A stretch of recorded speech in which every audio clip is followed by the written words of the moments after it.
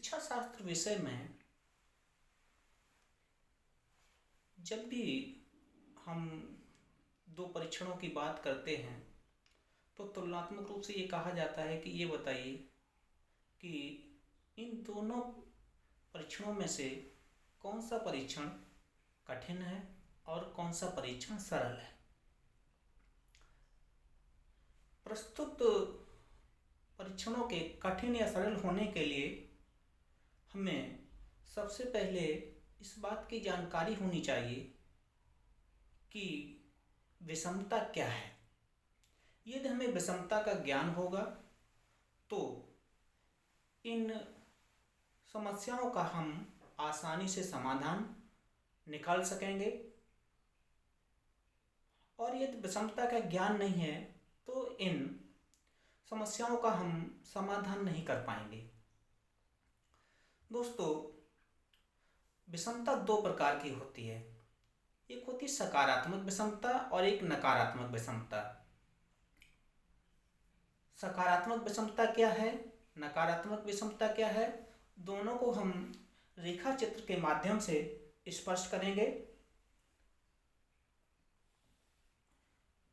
ये है ए परीक्षण और ये है बी परीक्षण।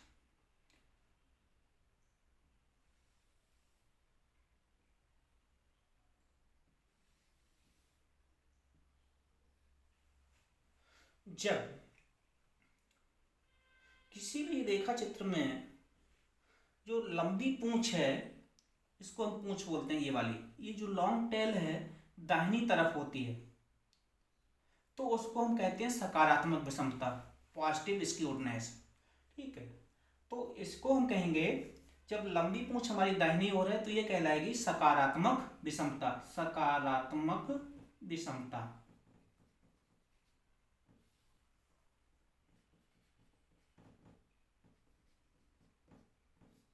और जब लंबी पूंछ बाईं ओर होगी तो इसको कहा जाएगा नकारात्मक विषमता। लंबी पूंछ कहने से हमारा आशय यही है कि ये धीमे धीमे करके ये आपकी लंबी होती जा रही है और बाईं ओर को इसका ढलान होता जाता है, तो इसको कहा जाएगा नकारात्मक विषमता।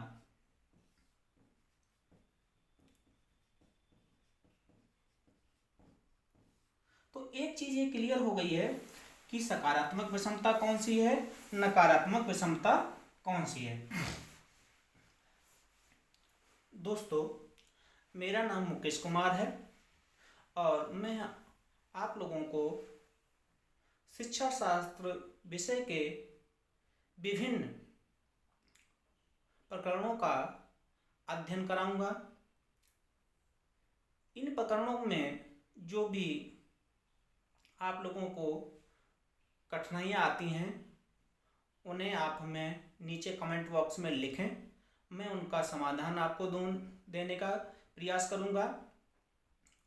और मैं आप लोगों को ये खुशखबरी दे रहा हूँ कि आज से मैं एक यूट्यूब पर नए यूट्यूब चैनल का सृजन कर रहा हूँ जिसका नाम है शिक्षा विचार।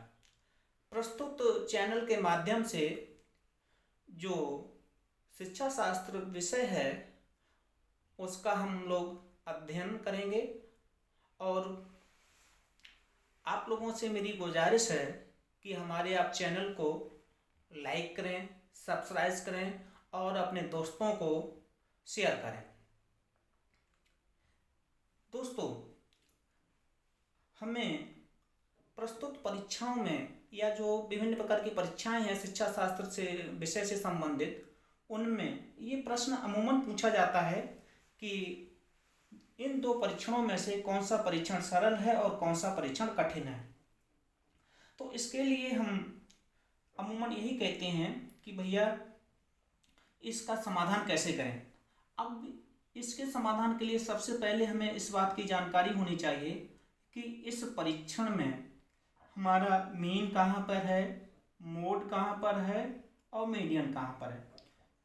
तो हम देख रहे हैं कि इस ए वाले परीक्षण में यहाँ पर आवृत्तियों का सर्वाधिक घनत्व है। तो जहाँ पर भी आवृत्तियों का सर्वाधिक घनत्व होता है उस स्थान को हम कहते हैं मोड या मोड से प्रदर्शित करते हैं। और उसके बाद ये हम देख रहे हैं कि धीमे धीमे करके ये ढलान इसमें आता जाता है। तो अब यहाँ पर ये स्थिति है, ठीक है। जब मोड हो गया, मोड के बाद फिर हम यहाँ पे आएंगे तो ये स्थिति कहलाएगी ये वाली, ठीक है, मीडियन। और मीडियन को हम MD से प्रदर्शित करते हैं। फिर उसके बाद और आगे जाएंगे तो ये हो जाएगा हमारा मीन, ठीक है। और इसी प्रकार से इस परीक्षण में देखें तो यहाँ वाले इस परीक्षण में जब हम देख रहे हैं तो जो सर्वाधिक घनत्व आवृत्तियों का वो यहाँ पर है। तो जब यहाँ पर है तो ये हो गया हमारा, ठीक है, मोड हो गया। और उसके बाद यहाँ पर हमारा मीडियन हो गया और यहाँ पर हमारा मीन हो गया, ठीक। तो मीन कहेंगे, ठीक। M बराबर हो गया हमारा मीन या माध्य इसको कहेंगे हम। और MD बराबर हो गई हमारी, ठीक है, मीडियन, इसको हम मध्यिका भी कहते हैं। और मोड बराबर हो गया वो MO बराबर हो गया हमारा मोड, इसको हम बहुलक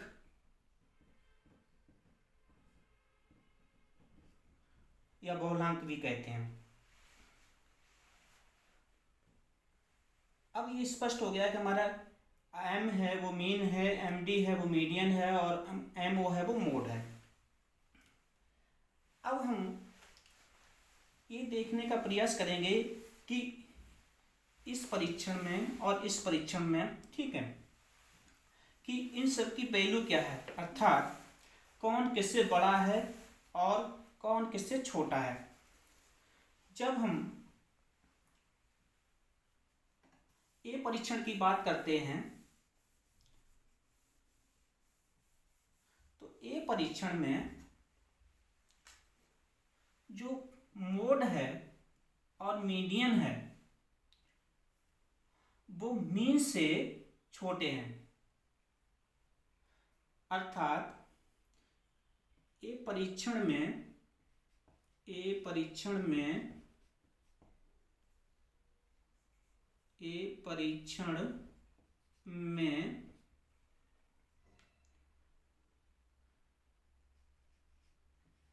मोड व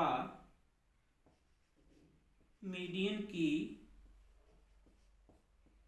अपेक्षा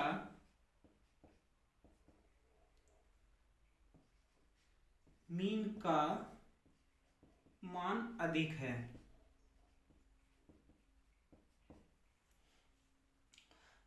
जब मीन का मान अधिक है तो इसका आशय यह है कि जो जिन छात्रों ने परीक्षा दी है उनमें, अब यहाँ पे हम देखें कि जो फ्रिक्वेंसियों का घनत्व या आवृत्तियों का जो घनत्व है वो कम है, ठीक है, और यहाँ पर ज़्यादा है। अर्थात तो जो यहाँ तक बहुत ही कम छात्र पहुँच पा रहे हैं और यहाँ पर जो छात्र हैं वो अधिक है। देखिए वो देखने से स्पष्ट हो रहा है कि जो फ्रिक्वेंसियों का जो घनत्व है वो यहाँ पर ज़्यादा है, आवृत्ति हैं वो यहाँ पर ज़्यादा है, फिर धीमे धीमे करके कम होती जा रही हैं। और वैसे भी जब हम सामान्य प्रायिकता वक्र में देखते हैं कि जैसे जैसे हम दाहिनी तरफ जाते हैं तो मान बढ़ता जाता है और बाईं तरफ आते हैं तो मान कम होता जाता है। तो कहने का आशय है कि जो परीक्षार्थी हैं उनमें से बहुत से कम छात्रों ने, बहुत से कम परीक्षार्थियों ने माध्य को प्राप्त किया है और वो पीछे ही रह गए हैं। उनका देखना है कि हम जो आवृत्ति यहाँ पर हैं वो ज़्यादा हैं। तो अर्थात कहने का आशय यही है कि बहुत कम लोगों ने मीन को प्राप्त किया है या मध्यमान के बराबर अंक लाए हैं, ठीक है। तो इसका आशय ये है कि जब बहुत से परीक्षार्थी मध्यमान की प्राप्ति नहीं कर पा रहे हैं तो यही कहा जाता है भाई कि अमुक परीक्षण कठिन है। और वैसे भी अमूमन यही कहा जाता है, जैसे मान लीजिए 100 अंकों का प्रश्न है और 100 अंकों के प्रश्न में मात्र 10 या 20 परीक्षार्थियों ने ही उसमें से मध्यमान के बराबर अंक प्राप्त किए हैं, अर्थात 50 अंकों तक 10 या 20 परीक्षार्थी गए हैं। और तो जब 50 अंक तक 10 या 20 परीक्षार्थी गए हैं तो ऐसी स्थिति में हम कहते हैं कि भाई ये परीक्षण, ये बहुत कठिन पेपर आया था या बहुत कठिन प्रश्न पत्र था, बहुत कठिन परीक्षण था। और जब इस मीन से ज़्यादा प्राप्त कर लेते हैं अधिकांश परीक्षार्थी तो ये कहा जाता है कि पेपर वही सरल आया था। ठीक, तो अब ये स्पष्ट हो गया होगा कि ए परीक्षण में जो मीन का मान है वो मीडियन और मोड से ज़्यादा है, तो ये कहा जाएगा कि भैया ए परीक्षण है वो कठिन है। ठीक है, अब आते हैं बी परीक्षण में। बी परीक्षण में क्या है कि जो आपका मीन है वो मीडियन और मोड से इसकी वैल्यू बहुत कम है, अर्थात अब आप देखें कि जो यहाँ पर आपकी आवृत्तियों का घनत्व है वो ज़्यादा है।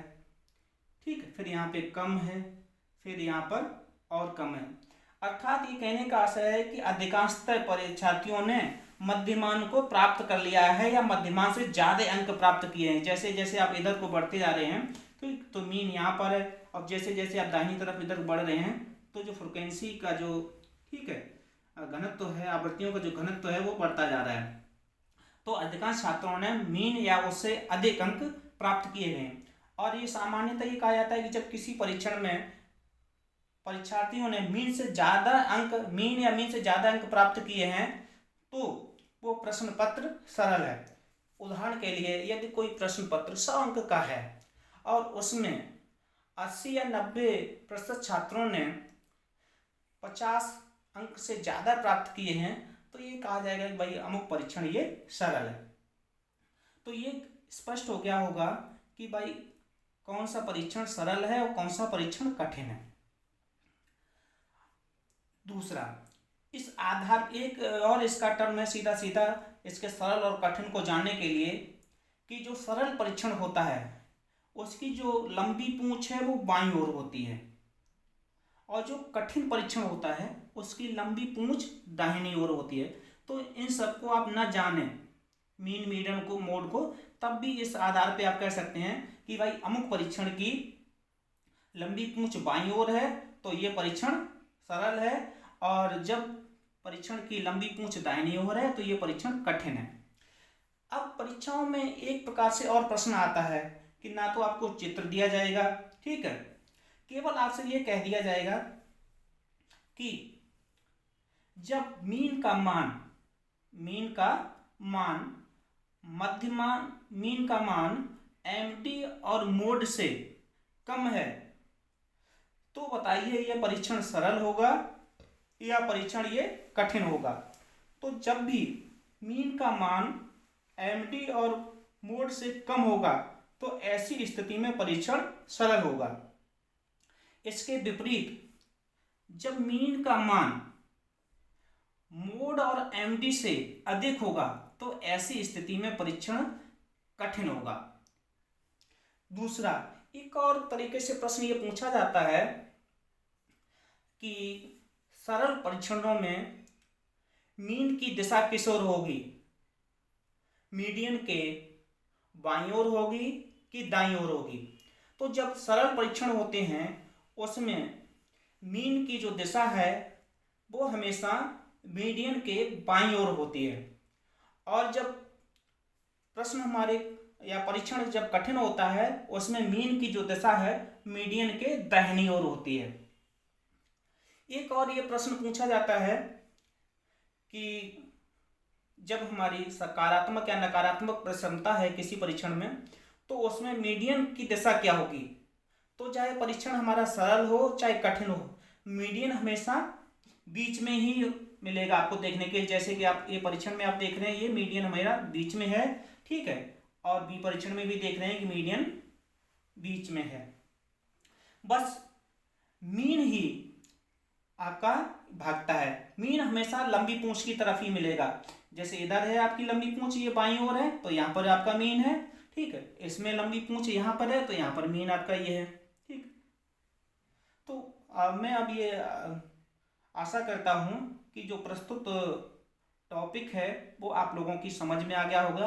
अब आप बता सकेंगे कि किसी भी परीक्षण में जो 2 परीक्षण दिए गए हैं और उनमें मीन, मीडियन और मोड के मान दिए गए हैं, तो इस आधार पे आप बता सकेंगे कि कौन सा परीक्षण सरल है और कौन सा परीक्षण कठिन है।